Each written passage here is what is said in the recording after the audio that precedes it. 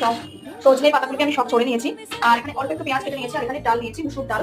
আর হচ্ছে এই যে প্রেসার কুকারের মধ্যে সামান্য তেল দিয়েছি, সামান্য তেল দিয়ে পুরোটাকে একটু ঘুরিয়ে নেবো যাতে পুরো জায়গাটা তেল হয়ে যায়। আর সাথে দিয়ে দেবো এই যে একটা শুকনো লঙ্কা, আর অল্প একটু এই যে অল্প 5 ফোড়ন। তো ঠিক আছে, এবারে গ্যাসটাকে একটু বাড়িয়ে দিই। আর এরপরে এতে দিয়ে দেবো হচ্ছে এই যে পেঁয়াজ, পেঁয়াজটা দিয়ে দিলাম।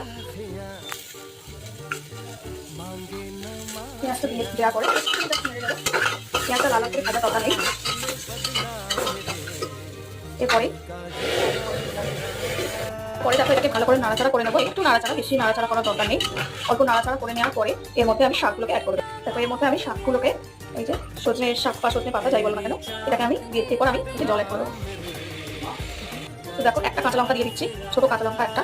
আর সাথে এতে এই যে নুন অ্যাড করে দিচ্ছি, নুনটা পরিমাণ মতো দিয়ে দিতে হবে। এবারে একটুখানি হলুদ দিয়ে দেবো, হলুদ দিয়ে দিলাম। এটা কিন্তু ভীষণ হেলদি একটা অপশন এবং